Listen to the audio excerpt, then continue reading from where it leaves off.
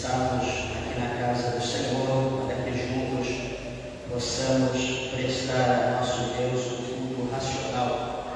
Louvo a Deus pela tua vida, tenho certeza que Deus ele tem uma palavra na tua vida, no teu coração.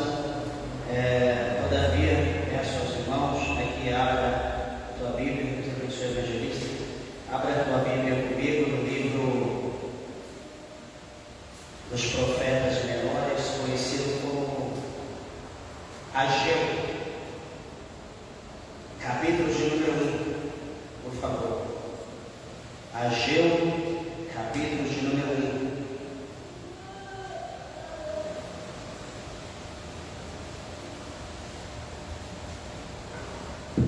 Veja se alguém ao seu lado sem a Bíblia, aproxime-se para que juntos nós possamos ver a palavra de Deus.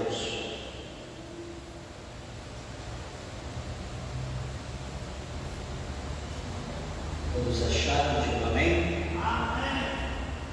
Ageu, capítulo de número 1, a partir do verso de número 1, diz assim: no segundo ano do rei Dario, no sexto mês, no primeiro dia do mês, veio a palavra do Senhor por intermédio do profeta Ageu a Zorobabel, filho de Sealtiel, governador de Judá, e a Josué, filho de Josadaque, o sumo sacerdote, dizendo: assim fala o Senhor dos exércitos, dizendo: este povo diz, não veio ainda o tempo em que a casa do Senhor deve ser edificada. Veio, pois, a palavra do Senhor por intermédio do profeta Ageu, dizendo: porventura é para vós tempo de habitardes nas vossas casas forradas, enquanto esta casa fica deserta? Ora, pois, assim diz o Senhor dos exércitos: considerai os vossos caminhos, semeais muito e recolheis pouco, comeis, porém não vos fartais, bebeis, porém não vos saciais, vestivos, porém ninguém se aquece, e o que recebe salário, recebe-o num saco furado. Amém, meus irmãos? Podeis assentar, desocupe vossas mãos e dê uma salva de palmas bem alegre para Jesus.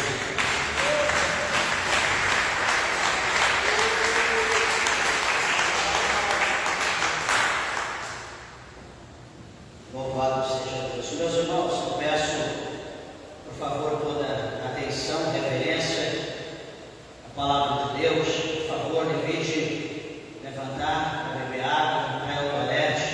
Por favor, não converse. Se for para conversar, dá glória a Deus, dá aleluia. Casa de Deus não é lugar para a gente conversar, não é lugar da gente contar história, a não ser conversar, contar os nossos problemas unicamente para os céus, porque Deus é o único que pode resolver os nossos problemas. O meu irmão aqui do lado, o teu irmão do teu lado, a tua irmã, nada pode fazer por você a não ser Jesus. Então, o que você tiver que falar, fale para Ele, porque Ele soluciona todos os nossos problemas. Amém? Peço, por favor, atenção à palavra de Deus, em nome de Jesus. Serei breve, devido ao tempo. Meus irmãos, nós estamos aqui num cenário pós-exílio, onde antes a Bíblia mostra para nós que o Senhor, por intermédio dos seus profetas, inclusive Jeremias, ele profetizou muito da parte de Deus, falando para o povo de Jerusalém, de Judá, que o Senhor iria, que na verdade o Senhor iria punir eles, e um grande mal estava vindo do lado norte, estava vindo da região do norte contra a vida deles, contra Jerusalém, contra Judá. E na verdade eles não se deram por avisado, eles não deram atenção à voz de Deus, e eles continuaram cada dia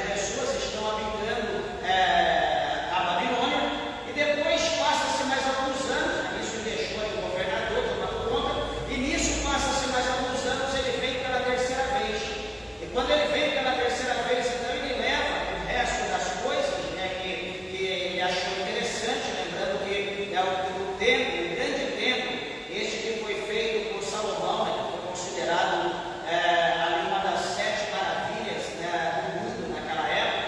O templo de Salomão era uma grande obra, né, tudo com ouro, né, não vamos dizer prata, que a Bíblia diz que prata nos dias de Salomão não tinha valor, era como terra ali, como qualquer coisa, folha seca talvez.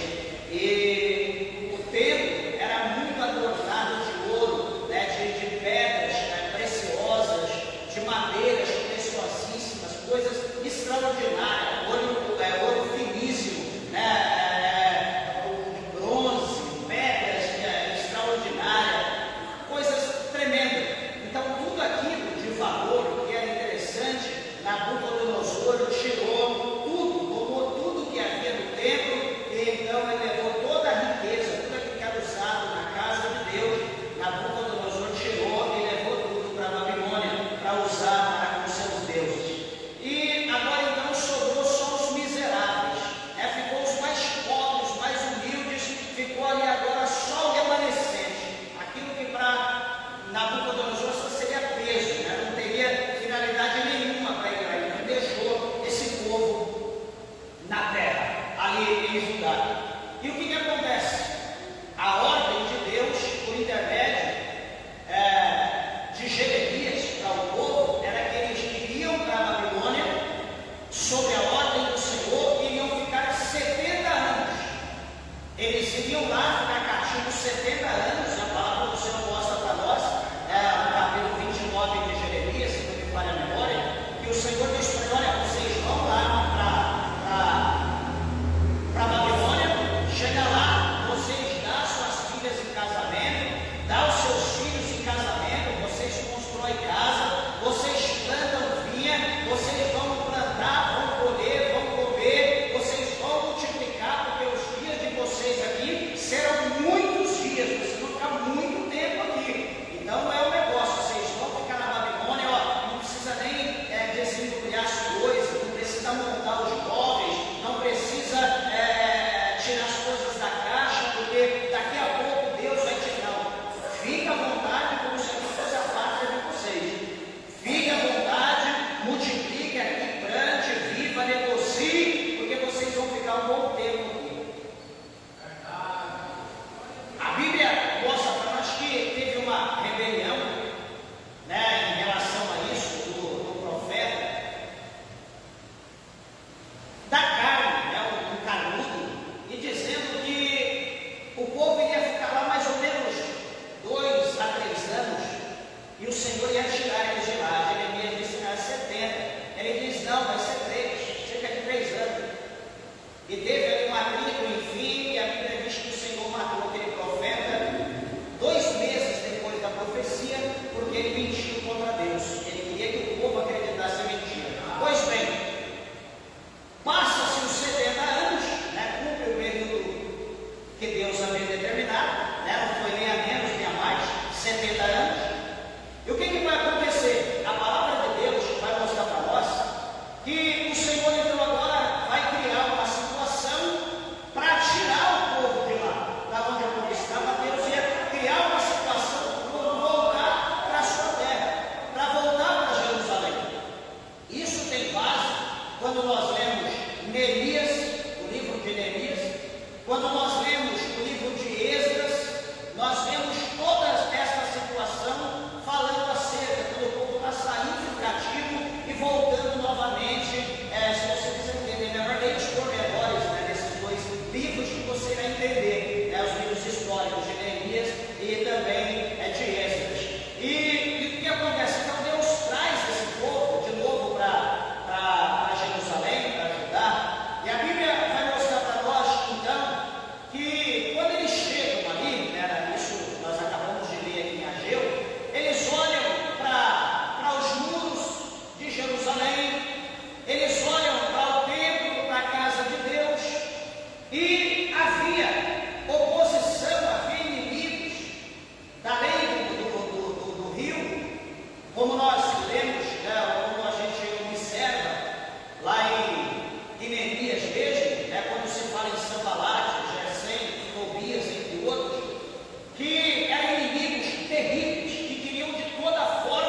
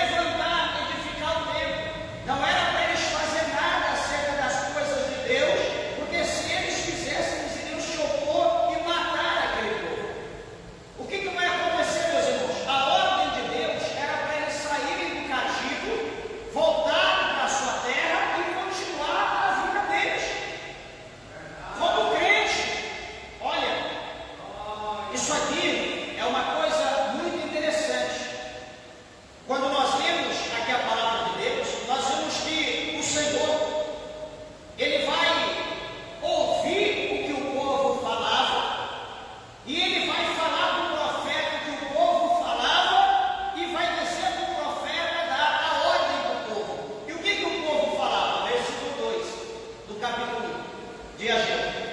Assim fala o Senhor dos Exércitos, dizendo: este povo diz, olha o que o povo dizia: não veio ainda o tempo em que a casa do Senhor deve ser edificada. Olha o que eles estão dizendo, que o tempo da casa de edificar a casa de Deus, ou seja, o tempo de construir, de edificar, não era chegado. Ou seja, vamos continuar ociosos, vamos continuar descansando, vamos continuar cuidando das nossas coisas, e no tempo, sabe lá Deus quando, nós vamos edificar a casa de Deus. Meus irmãos, quando eu olho para este versículo, para os versículos de número 2 aqui da palavra de Deus, eu vejo que, vou falar de uma forma geral, nós estamos habituados, vamos dizer, nós estamos habituados a fazer canecas de vidro. Vou usar esse exemplo. Todos os dias nós fazemos caneca de vidro.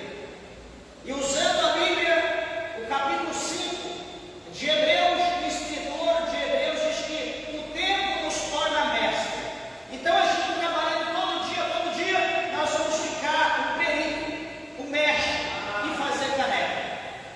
Só que o que vai acontecer? Vai passar um tempo que nós vamos deixar o ofício, não vamos trabalhar mais com caneca, vamos talvez fazer outra coisa, ou agora tem copo descartável, não vou mexer mais com vidro, e vou continuar usando copo descartável, bebendo, enfim, né, como jogo fora, e deixo de fazer caneca. Vai chegar um dia, um tempo, que eu vou perder todas as minhas habilidades, todo o meu conhecimento em fazer caneca. Vou esquecer, né, todo o material que se utiliza para fazer o vidro, né, as ferramentas que eu conhecia de cabeça, espessura, diâmetro interno, externo, altura. Eu sabia tudo, agora esqueço, não lembro mais, não sei como que faz a medição. Então, presta bem atenção que a gente deixar um tempo de executar alguma coisa, a gente esquece. E o que acontece? O povo, eles viveram 70 anos na Babilônia. E a pergunta que eu faço é: esses 70 anos que eles viveram na Babilônia, será que eles edificaram uma tenda? Será que eles fizeram uma sala? Será que eles fizeram um ambiente dizendo: aqui mora a presença do meu Deus, e todo dia eu irei adorar, glorificar, eu irei prestar um culto ao meu Deus. Eu estou longe da minha terra, eu estou longe da minha pátria, mas o meu Deus é grande, e até aqui no cativo o meu Deus está comigo, e este lugar eu consagro para adorá-lo, para que ele se manifeste, para que a presença dele se manifeste aqui, juntamente comigo, a minha família, aqui na minha casa, e que Deus me abençoe em tudo que eu fizer. Será que os crentes judeus que estavam na Babilônia, será que eles fizeram isso? Para vergonha, desprezo, eles não fizeram isso. Mas eu tenho certeza que se fosse nós, qualquer um de nós que aqui estamos, nós faríamos isso. Nós seríamos diferentes. Na verdade, meus irmãos, vocês não concordam comigo? Todos nós iríamos fazer um lugar. Lembra que a gente faz todo dia lá em casa?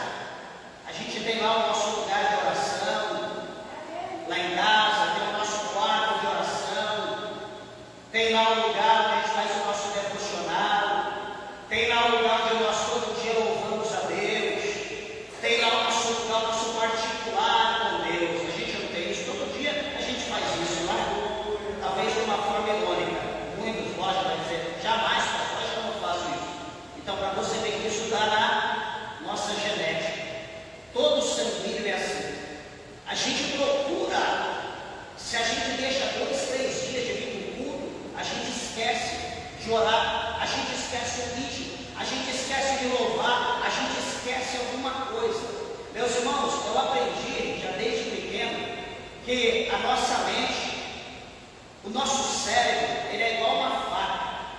Se você deixar de afiar a sua faca, daqui a pouco o fio dela está na grossura da cabeça desse microfone. Ela perde corte. A nossa mente é da mesma forma. Se nós deixarmos de praticar, daqui a pouco nós esquecemos. Nós não damos mais valor, nós perdemos o fio. Nós não sabemos mais onde nós estamos, nós esquecemos.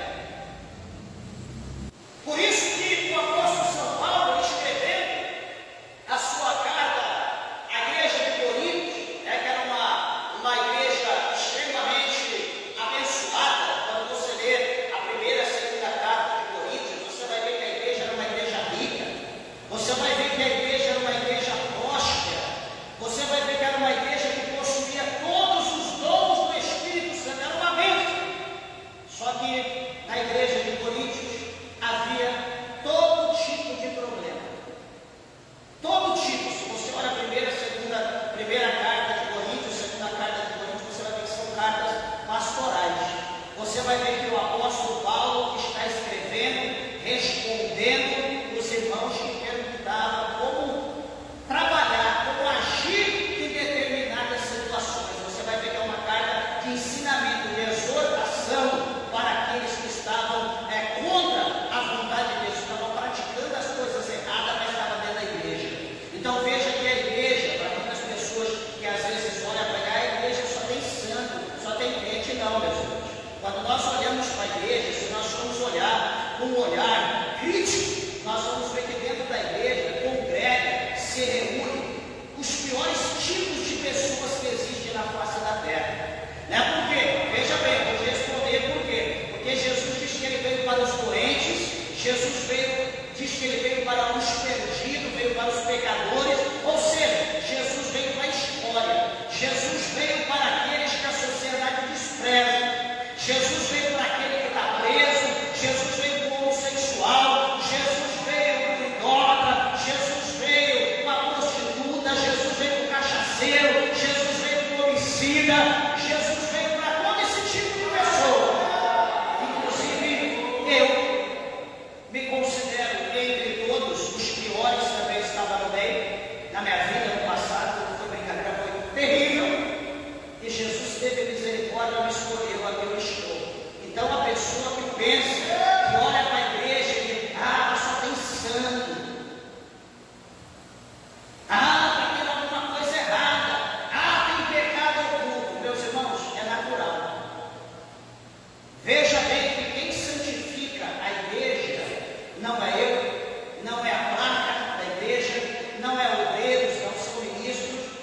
Quem santifica a igreja individualmente é o Espírito Santo de Deus. De acordo com o que nós vamos dando vazão, o Espírito Santo de Deus, ele vai trabalhando na nossa vida. Se a gente der brecha, dizer, Espírito Santo, eis-me aqui, me enche da tua presença, trabalha na minha vida, eu estou à inteira disposição, pode me moldar, faça a tua vontade em mim. E a gente não reter, nós não se opormos, o Espírito Santo, cada dia, ele vai nos santificando, cada dia, ele vai nos tornando mais puro na presença de Deus. E nós não nos opormos a ele, mas se a gente se opor, ele não trabalha. Então veja que não força ninguém. O trabalhar de Deus é tranquilo, é em paz, é de um por vez. Então não pensa que está todos nós hoje, todo mundo vai para o céu. Essa é a nossa vontade. Essa é a nossa vontade. Sabe por quê? Porque eu posso estar aqui, vestido, estar com traje, estou arrumadinho, só que Deus, ele sabe se eu vou ou não. Você, mesma coisa. Você está aí, eu creio. Será que você crê que você vai passar pela fé? Mas será que você crê? É assim que funcionam as coisas. Então, o Espírito de Deus, ele trabalha. Quando ele começou também a trabalhar na igreja de Corinto, tinha muitos erros, por isso que Paulo instruía. Então, veja bem que quando é pregado doutrina, que quer dizer ensinamento, quando a igreja de Deus ela é doutrinada, ela é ensinada de acordo com a palavra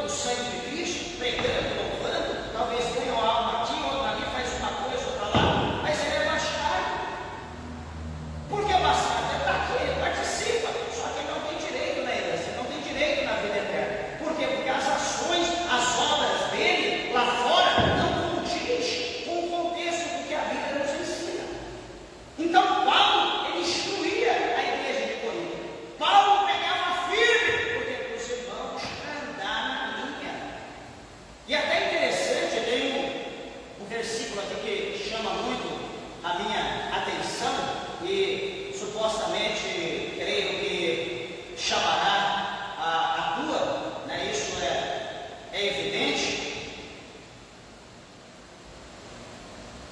No 2 Coríntios, no capítulo de número 11, 2 Coríntios 11, versículos de número 2, olha o que Paulo fala para os Coríntios, versículo 1, depois o 2.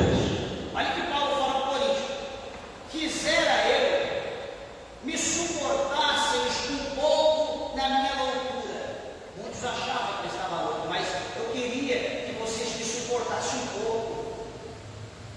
E ele continua: suportai-me, porém ainda, aguenta um pouco mais, né? Tenha um pouco de paciência mais comigo, porque eu amo vocês. Tudo que eu estou fazendo tem um propósito. E alguém pode perguntar: Paulo, qual é o propósito? Aí o versículo 2 ele diz: porque estou zeloso de vós, com o zelo de Deus, porque vos tenho preparado para vos apresentar como uma virgem pura a um marido, a saber, a Cristo. Ué, mas Paulo fala que ele está zeloso, com zelo de Deus, porque vos tenho preparado para apresentar como uma virgem pura a um marido, a saber, a Cristo. Por que a preocupação? Por que o zelo de Deus? Por que esse cuidado? Essa preocupação, mas por quê? Meus irmãos, porque quem ama fala a verdade, porque não quer perder. Deixa eu dizer uma coisa: o pai que não fala a verdade para o filho, ele não ama o filho. O pai que não corrige o filho, ele não ama o filho. O marido que não fala a verdade para a esposa, ele não ama a esposa. A esposa que não fala a verdade para o esposo, não existe amor. Nada prevalece por mentira, meus irmãos. Nada prevalece por mentira. E não há nada oculto, diz a Bíblia, que não há de ser revelado. Vai ser revelado uma hora ou outra, vai ser revelado. Então veja que o apóstolo Paulo, ele precisa essa preocupação, mas por quê? Aí ele responde, ele fala no versículo 10: mas temo que, assim como, olha o que ele diz, ele teme, ele tem medo, assim como a serpente enganou Eva com a sua astúcia, assim também sejam de alguma sorte corrompidos os vossos sentidos e se apartem da simplicidade que há em Cristo. Paulo está mostrando que a igreja, como uma virgem pura, é tão simples como ovelhas, humildes, simples. Só que ele teve no tocante a essa humildade, essa pureza, como havia lá no princípio, lá no capítulo 2, capítulo 3, no início do 3, que foi a queda lá em Gênesis. Ele teve a pureza que havia em Eva, a pureza que havia em Adão, aquela pureza, aquela coisa linda. Ele teme que a serpente, como ela entrou lá no Éden, um sapato de nuvem, de algodão, aqueles dentes, aquela voz de tubarão. Ele temia que, como Eva caiu, como Adão caiu, esse povo também caísse. E isso ele está expandindo para mim, para você, para nós, para a igreja de Deus nos dias atuais.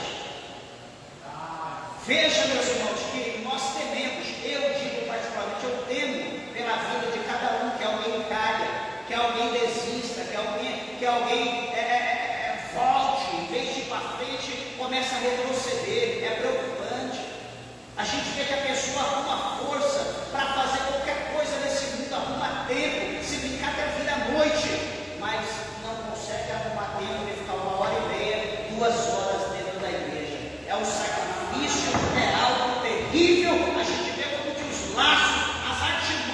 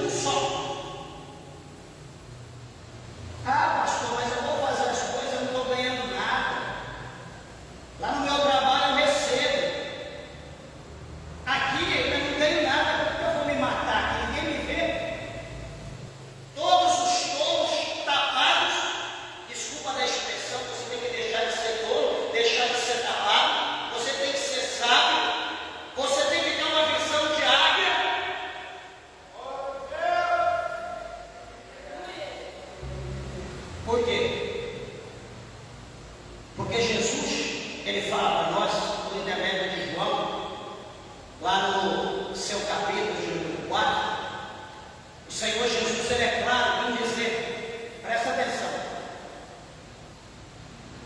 que tanto aquele que planta, quanto aquele que rega, como aquele que colhe, ambos receberão por aquilo que faz.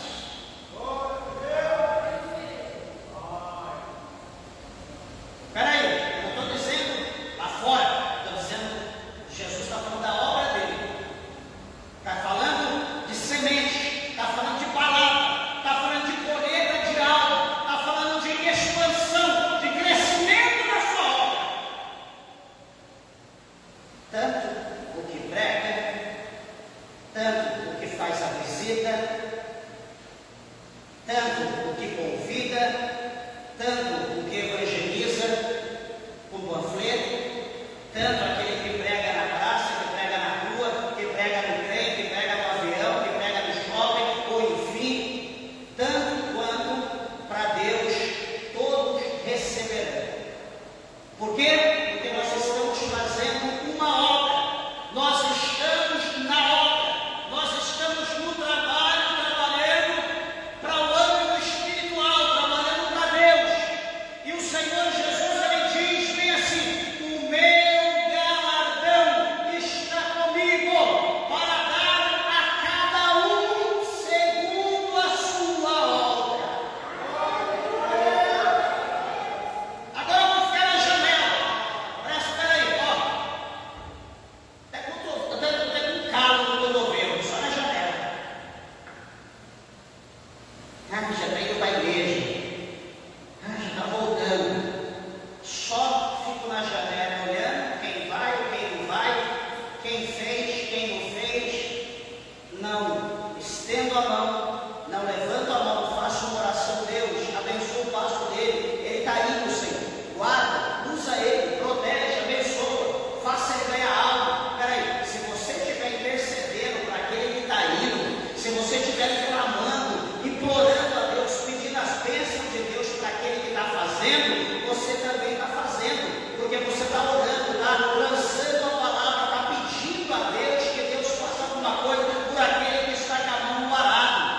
Agora, se eu não faço nada, eu não vou, eu não oro, não estendo a mão, não dou um copo com água, não dou um pedaço de pão, eu não dou uma oferta, eu não digo, compro a garrafa com água, eu não faço nada, só questiono, só murmuro. Sabe o que está sendo preparado para mim? Sabe o que está sendo preparado para pessoas desse nível? Simplesmente o inferno, e posteriormente o lago de fogo e enxofre. Não tem outra coisa. Ah, pastor, mas a pessoa é humilde, a pessoa é simples. Então, por ser simples e humilde, que tinha que ir buscar Deus. Como que eu vou questionar, falar, debater de algo que eu não entendo, que eu não sei como que é? Então eu tenho que procurar entender. E como que eu vou entender? Estar na casa de Deus para aprender. É na casa do cenáculo de Deus que nós aprendemos a vontade de Deus. Não é por aí mesmo. Então esse povo aqui, veja as consequências. Toda ação tem uma reação, não é assim que diz a física? Só que a Bíblia também diz que tudo que o homem semeia, ele colherá. Tudo que ele planta, ele vai colher. Isso é uma lei. Ninguém muda isso. Ninguém muda. É uma lei.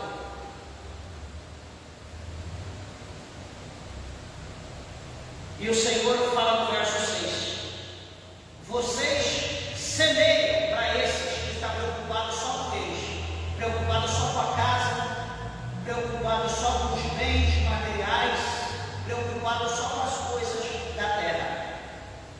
O Senhor fala bem assim para eles, no verso 6 de Ageu, capítulo 1, verso 6. Semeais muito, vocês semeiam e muito. Então, quem semeia muito,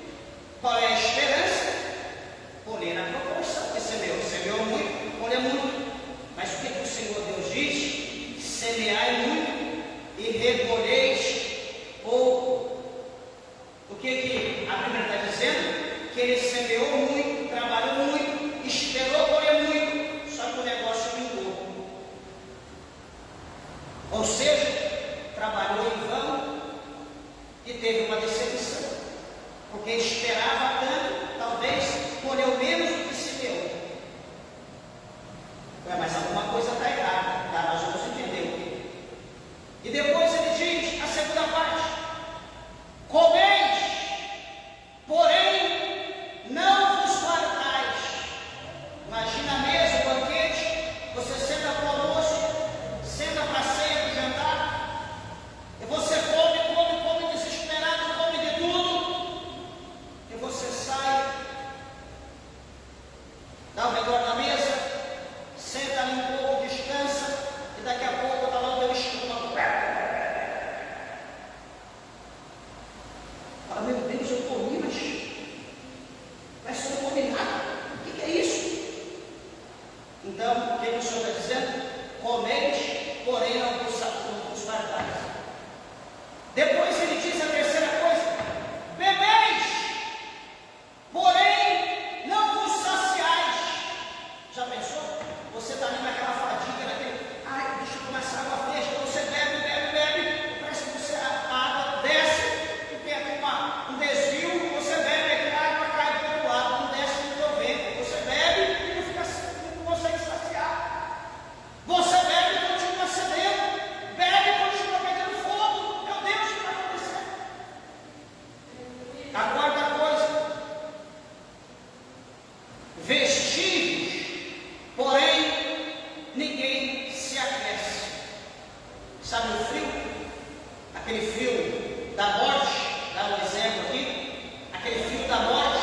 Quem talvez já passou por alguma situação crítica, já sentiu o gelo da morte, que não tem, por exemplo, deixa eu ser mais ou menos agressivo na palavra, por exemplo, algo mais simples, alguém que já passou por uma cirurgia e sai do centro cirúrgico, e você sai ali do centro cirúrgico, e você está ali vibrando, por mais que coloque cobertor, por mais que coloque qualquer coisa, que coloque numa sala melhor, você está ali vibrando, e não tem o que te aquece. Parece que o teu sangue virou um gelo. Então ele está dizendo: vocês vão vestir, só que porém vocês não aquecerão. E a última coisa que mais se faz, último ponto, quinto: recebe salário. O que recebe salário? Recebe um saco furado. Como recebe um salário no saco furado? Isso aqui é interessante. Sempre que eu leio essa passagem, eu lembro de mim, da minha pessoa, quando eu era um miserável. Fala dessa forma literalmente, né? Eu vejo que toda pessoa que age assim é miserável, como eu era. Trabalhava, viajava, não tinha tempo para nada, né? Saía do aeroporto, já pegava passagem para outro, correndo. Minha vida foi muito corrida no trabalho, e estava no lugar, já ligava alguém, falava: passagem está comprada para ir para tal estado, tal lugar, tem tal lugar, coisa para você fazer, e aquela correria ia ser a minha vida. E minha esposa trabalhava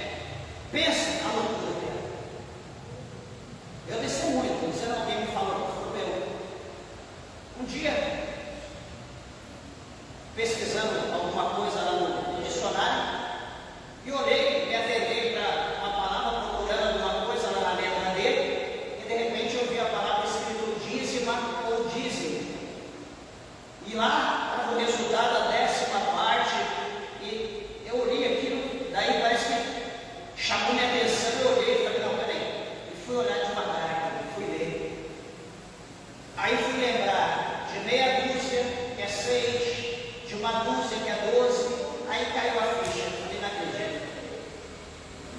Aí eu lembrei quantas vezes eu achei dízimo na Bíblia, que dízimo, a palavra dízimo ou dízima quer dizer 10%. Era só para escolher o resultado, a tradução. Falei, cara, você está perdido. A partir da primeira coisa que eu fiz quando eu cheguei na igreja hoje, a primeira coisa eu fui lá diante do altar, o papel do dízimo do voto que estava aqui na frente. A primeira coisa que eu fui lá pegar o envelope. A partir de hoje você está derrotado na minha vida, Satanás, em nome do Senhor Jesus Cristo. Você não terá mais poder na minha vida. Meus irmãos, como um milagre, como uma coisa assim sobrenatural, hoje, até hoje, eu vivo o sobrenatural de Deus, que eu não tenho explicação. Alguém pergunta, pastor, como você? Minha vida é milagre. Então, assim, meus irmãos, tem coisas na nossa vida que acontecem de acordo com a nossa fidelidade a Deus. É uma questão, é para quem crê, né? Ninguém nunca me pregou isso, porque você tem que ser significante da obra só, mas ninguém nunca deu um testemunho de fé. Talvez você pode pensar a mesma coisa, mas eu nunca vi, estou dando meu testemunho de fé. Procura no dicionário, está no significado, quando você quer ver alguma coisa escrita em relação a isso.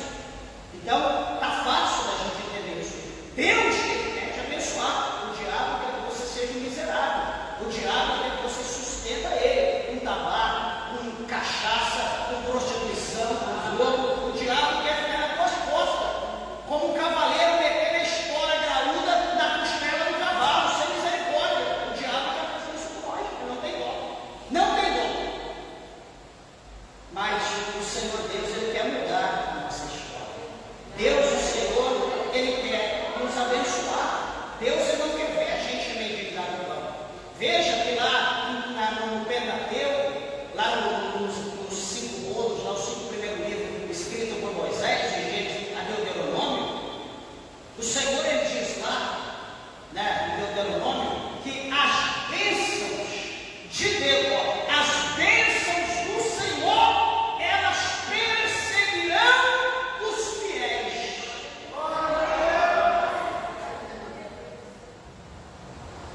Espera aí, hoje como está sendo a campanha? Vem aqui receber uma campanha, vem aqui no Rio de Janeiro, vem aqui em Salvador, vem aqui no Sul, vem, sei lá. E todo mundo pega avião, pega carro, corre.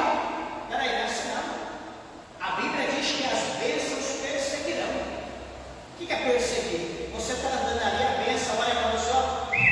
Daí você olha, eu sou a bênção, eu sou tua, peraí, você aqui, peraí nada, você sai correndo, não adianta, eu te pertenço, eu estou atrás de você, aonde você for, você vai correr e a bênção vai vir atrás de você. Quando você chegar, ela vai estar na tua casa, no portão, ela vai estar no portão, eu sou tua, não adianta. A bênção é assim, não é você correr atrás da bênção, ela vai te perseguir. Pastor, eu quero um exemplo. Quantos? Tá bom. 37, 38, 39 capítulos, 37, 38, 39, 40. Lê lá, em Gênesis. Você já vai lembrar de José. José, a Bíblia diz que tudo que José colocava a mão era abençoado. Ele chegou na casa de Potifar, fazia uma coisa, crescia o negócio. Fazia outra coisa, crescia o negócio. Potifar falou, o quê? Esse homem é diferente. Esse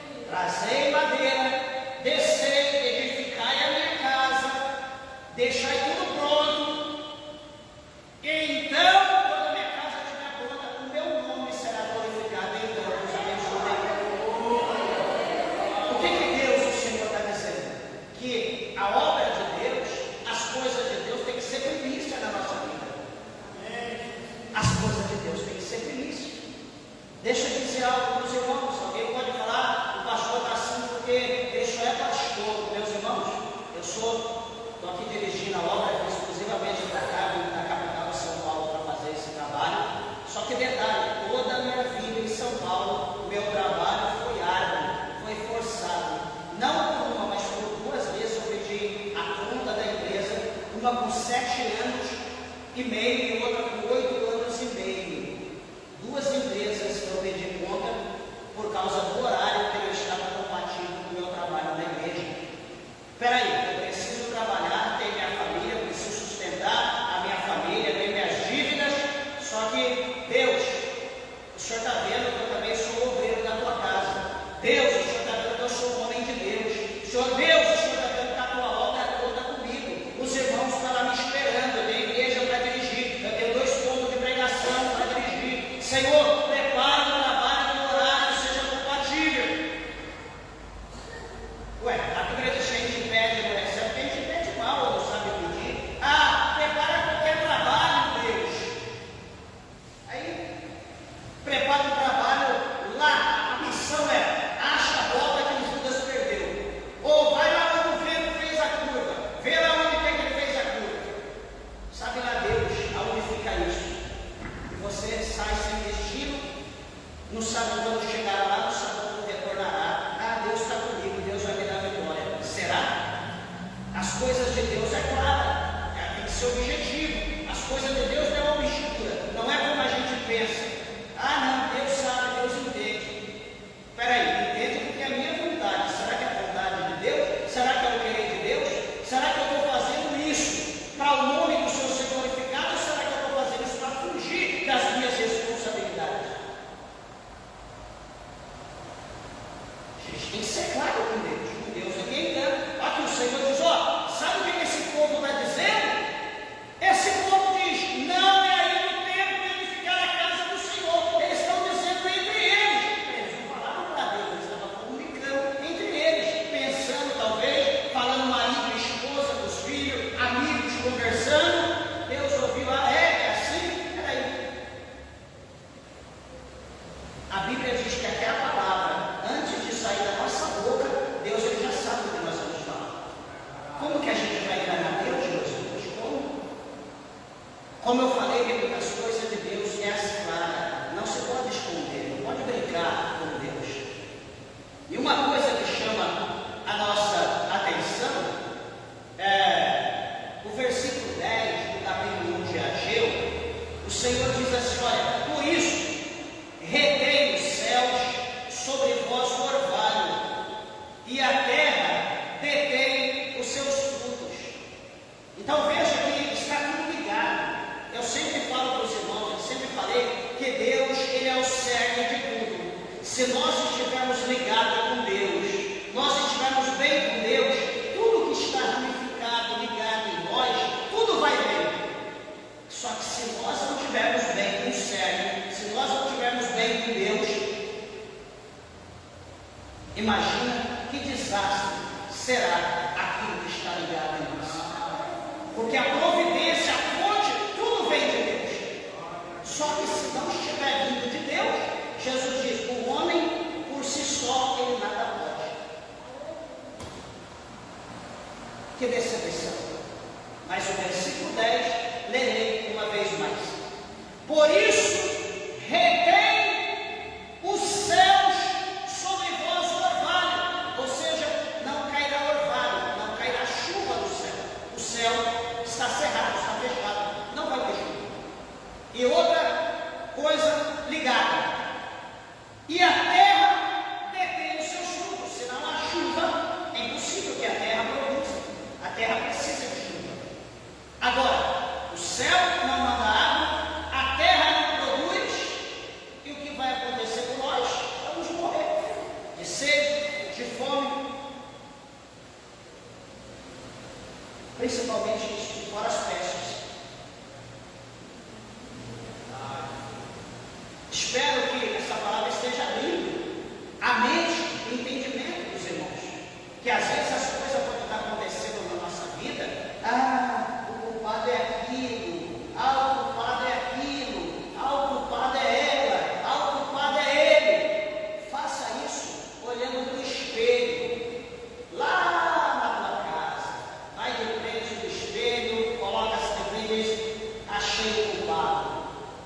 e a própria postura. Sabe quem é o culpado? Eu sou o culpado. De tudo isso que está acontecendo, o culpado sou eu. Eu tenho que colocar minha vida no altar.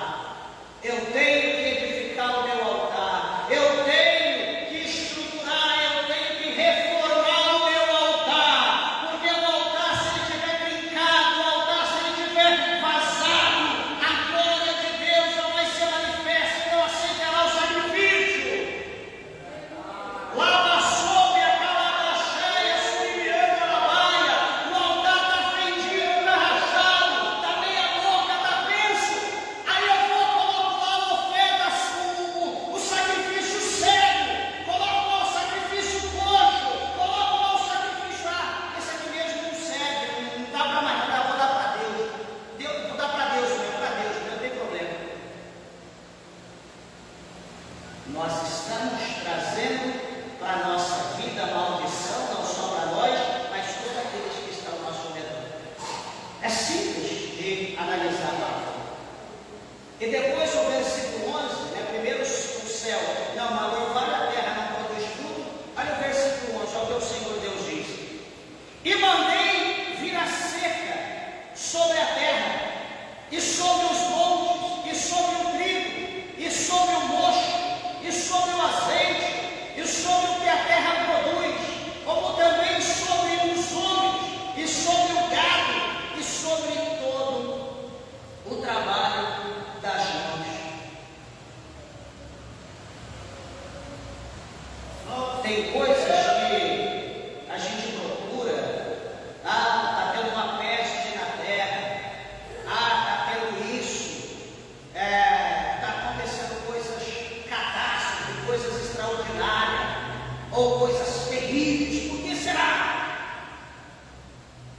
Meus irmãos, é tempo da igreja de Deus atentar para Jesus. É tempo de nós sairmos do conformismo.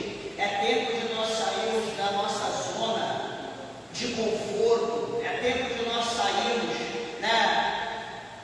de dentro do nosso quarto, da nossa sala, da nossa varanda. É tempo de nós sair da nossa casa e começar a olhar, saber que tem gente aí fora, saber que tem pessoas da nossa família, tem amigos que a gente conhece, que precisa ser visitado, que precisa ouvir uma palavra nossa, que precisa receber um convite para ir à igreja. Veja, meus irmãos, olha para a tua vida. Às vezes passa ano, entra ano, nunca nem filho, nem filha, nem esposa, nem marido você conseguiu trazer para a igreja.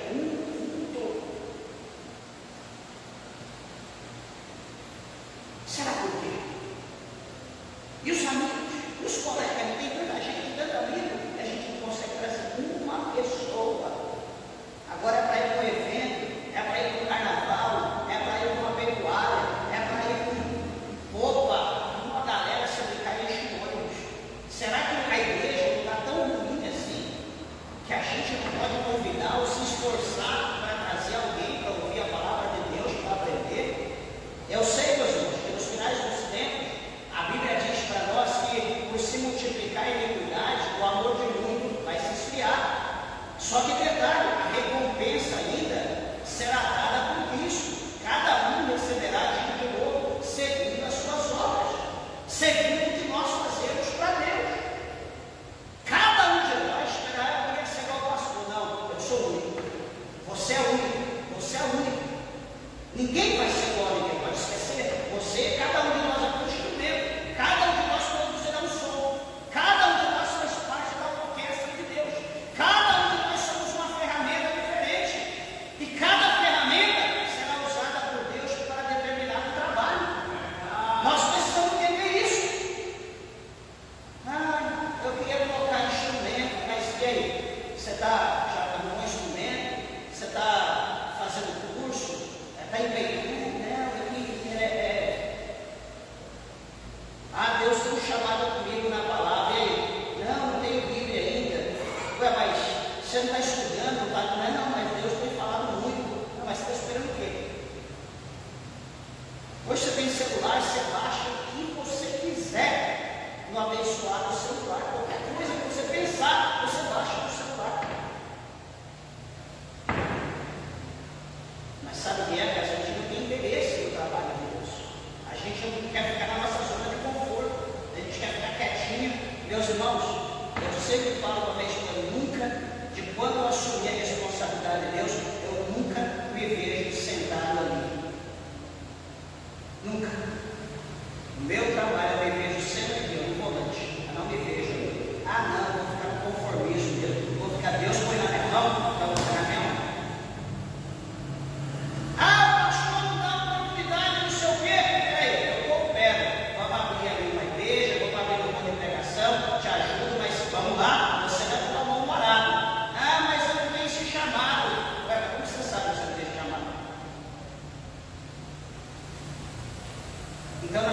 nos expor, porque a obra de Deus, como eu falei no princípio e repito, não é feita por um só. Como todo trabalho, toda empresa, nunca é feita por uma pessoa só, é equipe, é muita gente. Então o trabalho de Deus, a obra de Deus é feita por todos. E a palavra do Senhor mostra aqui para nós, né, eu encerro mostrando para nós que então todo o povo, né, eles temeram diante da presença de Deus, quando Deus revelou a situação a qual eles estavam vivendo e o que Deus estava preparando para eles. A Bíblia diz que todo o povo temeu, então tiveram medo, falou: meu, despertou, deu aquele estado, meu Deus, então nós estamos passando a prova por causa disso, peraí. Todo mundo se levanta, arregaçaram as mangas e foram para a peleja.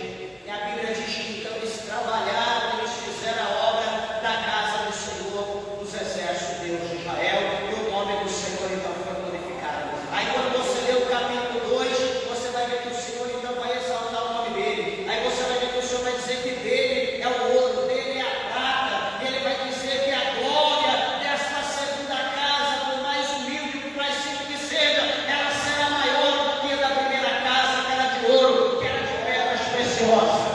Então, amados e queridos irmãos, não fique olhando lá para trás. Saiba que Deus tem um propósito na nossa vida e que nós precisamos, louvado seja Deus, tirar nossa espada e ir para a guerra. Nós precisamos combater contra o inimigo. E a Bíblia diz que tudo que nós necessitarmos, o Senhor Deus ele nos acrescentará. Vamos primeiro para Deus, vamos fazer primeiro para Deus, e as demais coisas virá de Deus para a nossa vida em abundância, certamente é a promessa de Deus. Amém? Que o Senhor Deus